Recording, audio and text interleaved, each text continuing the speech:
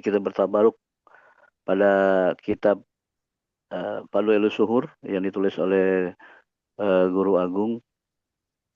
Pada bulan Syawal ini huruf yang kedua, Abah mengartikan huruf waw ini dengan kata usul. Ya. Usul itu artinya sampai. Maksud sampai di sini adalah sampai kepada Allah Subhanahu wa taala. Lawan dari Amin. usul adalah al-paslu, artinya putus ya, atau terpisah. Ya. Dan mudah-mudahan kita semua uh, untuk terus bisa usul atau bersama Guru Agung khususnya yang membimbingkan kita untuk usul kepada Allah Subhanahu wa taala, jangan sampai kita terpisah dari rangkaian gerbong guru mursyid yang akan mengantarkan kita untuk sampai usul kepada Allah Subhanahu wa taala. Amin. Pada kitab ini Abah mengatakan ya, di sini wal muradu bil wusul kuna al wusulu ilallah. Yang dimaksud dengan sampai di sini, usul di sini adalah usul kepada Allah Subhanahu wa taala. Abah mengutip perkataan Imam Yahya bin Madad radhiyallahu anhu. Beliau mengatakan al ulama arba'atun. Ulama itu ada empat. Taibun wa zahidun wa mustaqun wa wasilun. Yaitu ulama yang merindukan Allah, ulama yang bertaubat, yang zuhud memberikan Allah, dan yang usul kepada Allah Subhanahu wa taala. Kemudian dijelaskan Fattaibu mahjubun bitaubatihi. Ulama yang bertaubat dari dosa, dia terhijab dengan taubatnya. Dan ulama yang juhud, dia akan terhijab dengan juhudnya. Dan ulama yang rindu, dia terhijab dengan keadaannya, dengan kerinduannya. Dan ulama yang usul kepada Allah Subhanahu wa taala dikatakan la yahjubuhu syai'un anil haqqi subhanahu wa taala. Tidak akan terhijab dengan sesuatu apapun dari Allah Subhanahu wa taala.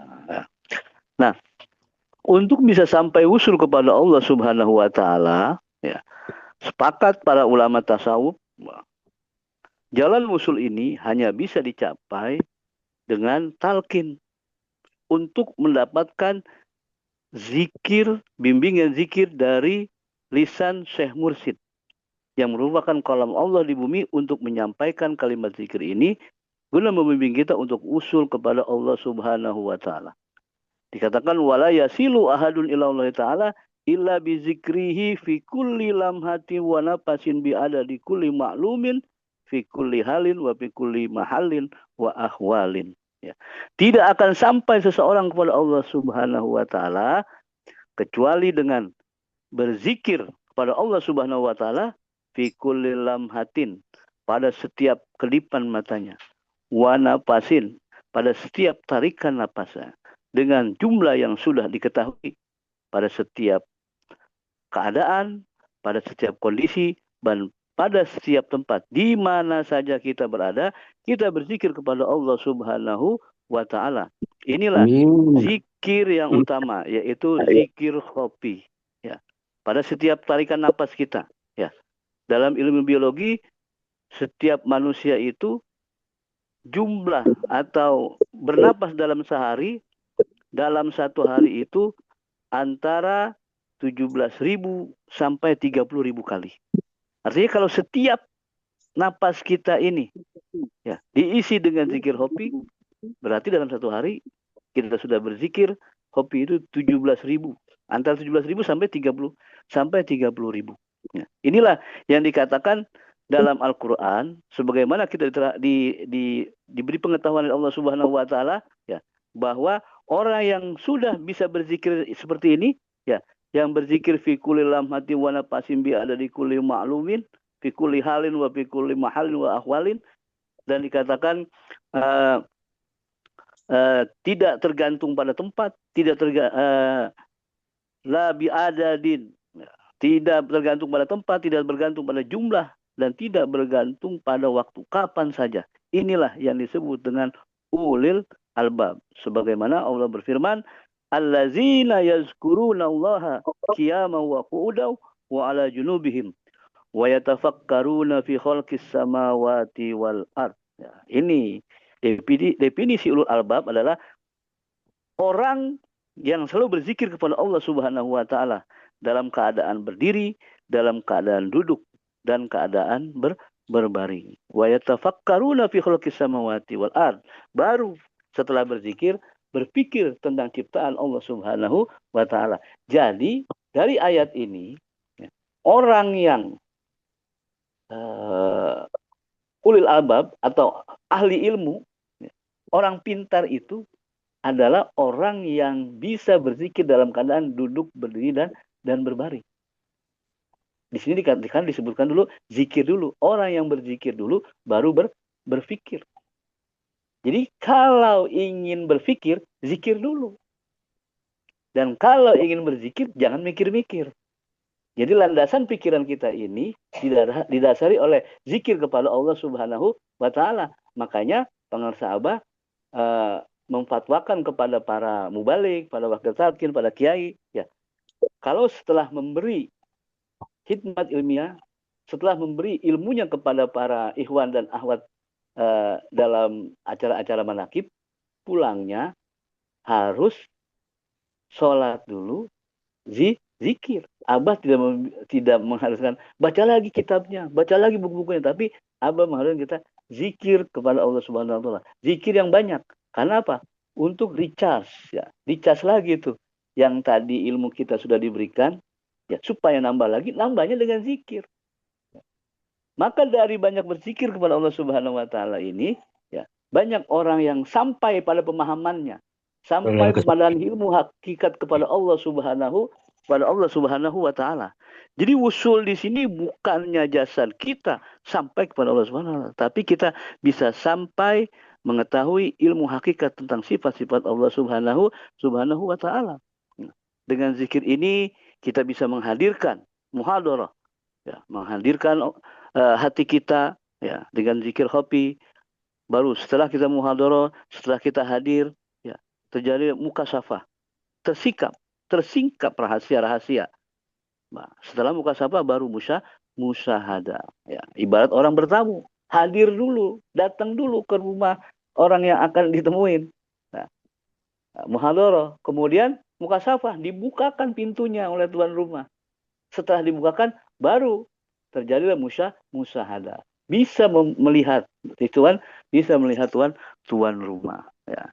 Nah, jadi untuk bisa muhadarah, mukasyafah dan musyahadah, kita harus berjalan dulu. Ya. Untuk bisa sampai. Untuk bisa sampai ini harus ada yang menuntun kita. Yang menuntun kita tentunya orang yang sudah tahu tempat yang kita tuju. Jadi yang menuntun kita untuk satu tujuan harus orang yang sudah mengerti, harus yang sudah bolak-balik dengan tujuan atau tempat yang kita tuju. Ya. Kita ingin usul kepada Allah Subhanahu wa taala, ya. Tidak mungkin kita mendapat bimbingan oleh ulama-ulama, ahli-ahli fikih yang belum bertasawuf, yang belum bertorekat. Ulama yang bisa usul kepada Allah Subhanahu wa taala adalah ulama torekat, khususnya wakil talqin, khususnya Syekh Mursyid yang kamil mukamil. Maka alhamdulillah kita ada guru kita. Kita dibimbingkan untuk sampai kepada Allah Subhanahu wa taala. Kita yakin kita akan sampai, akan wusul. Tapi syaratnya harus ikut peraturan yang membimbing kita. Kata Abah, kalau ingin sampai ke tempat tujuan, jangan mampir-mampir. Kalau ingin ke sawah, jangan banyak mampir. Ada warung kopi, mampir dulu ngopi. Ada orang pada nongkrong, teman-teman, mampir dulu nongkrong. Ya, sampai di sawah sudah sore, sudah capek, sudah panas. Ya. Jadi kalau ingin cepat sampai, ingin cepat usul, kita fokus pada tujuan kita. Kata Abah, pakai kacamata kuda. Kiri kanan tidak melihat. Kita hanya melihat depan, apa tujuan kita itu. Maksudnya apa? Maksudnya kita sudah dikasih alat oleh guru kita untuk sampai wusul kepada Allah Subhanahu wa taala. Alatnya ini, zikirnya, zikir jahar, zikir hobi la ilaha illallah, ya. Sholawatnya, sholawat Bani Hasim, khotamannya, manakibnya. Ini alat-alat yang membuat kita sampai kepada Allah Subhanahu wa taala yang sudah diberikan oleh guru kita. Jangan pakai alat yang lain lagi. Ya. Ya. Jadi kalau ingin cepat sampai setelah sholat langsung ilahi ila hadratin Nabi Mustafa Sayyidina Muhammadin langsung ilahi anta zikir 165. Ya. Enggak usah pakai amalan yang lama dulu sayang kalau dibuang. Itu yang menghambat kita untuk cepat sampai kepada Allah Subhanahu wa taala. Ya. Jadi sekali lagi ya usul tidaknya itu tergantung kitanya. Kita yang punya niat untuk usul kepada Allah Subhanahu wa taala sebagaimana niat munajat kita, ilahi anta maksudi waridoka matlubi. Ya, ikuti kata Abah A, kata Abah B, kata Abah C. Jangan pernah menafsirkan, oh ini C-nya C huruf kecil, ini C-nya C huruf besar. Ini macam-macam, menafsirkan lagi. Ya. Kalimat-kalimat apa ditafsirkan lagi. Ya. Ikut saja. Ittiba. Syarat murid itu ittiba, ijtima, istima. Ittiba ikut. Apa yang disampaikan guru? Ikut. Istima mendengar. Dengar apa yang disampaikan oleh guru kita. Ya. Istima berkumpul kepada guru. Sohbah mengharapkan keberkahan. Ya. Selain kita sohbah mengharapkan keberkahan kepada guru kita, salah satu alat untuk mendapatkan berkahan ya ini. Kita membaca kitab Fadhailu Suhur. Punya kitabnya saja kita yakin mendapat keberkahan. Baca sedikit-sedikit ya. Setiap manakib satu huruf pasti mendapat keberkahan. Mendengarkan pasti mendapat keberkahan. Mencintai isi ilmu-ilmu yang ada di Fadhailu Suhur pasti mendapat keberkahan. Ya. Sebagaimana sabda Nabi Muhammad SAW, kun aliman, au muta'alliman, au mustami'an, au muhibban, walatakun khomisan. Kun aliman, jadilah orang yang alim, orang yang ahli ilmu, atau muta'alliman. Kalau belum mengerti ilmunya, muta'alim, orang yang belajar. Kita belajar kepada guru kita, kepada para kiai, para wakil talqin, ya, para asatidz dan yang lainnya. Kita mau belajar. Au mustami'an, atau kita mau mendengarkan kalam-kalam Abah melalui khidmat ilmiah para mubaligh, ya, para kiai. Yang keempat, au muhibban, atau mencintai. Kita mencintai ilmu yang diberikan oleh guru kita. Walatakun khomisa. Jangan jadi yang kelima. Apa yang kelima? Nggak mau, sudah tidak pinter, sudah tidak punya ilmu, nggak mau belajar, nggak mau dengerin, nggak mau mencintai juga. Ini yang kelima. Ya. Makanya alhamdulillah semua mendapat tempat, ya, sesuai dengan apa yang dimiliki, dengan keahlian masing-masing, dengan bidang ilmu masing-masing, dengan kemampuan masing-masing. Ya. Yang dengan ilmu, dengan harta, dengan tenaga, dengan yang lainnya, bisa senantiasa mendapat keberkahan dari guru kita. Kalau guru kita senantiasa mendapat keberkahan dari guru kita, insya Allah, dan insya Allahnya guru kita itu pasti kita akan husul pada Allah Subhanahu wa taala sebagaimana yang dibimbingkan oleh guru kita. Alhamdulillahillazi fadallana ala katsirin min ibadihil mukminin. Sekian, senantiasa kita diberkahi semuanya, segalanya, selamanya. Wallahul muwaffiq ila aqwamit thoriq. Wassalamualaikum warahmatullahi wabarakatuh.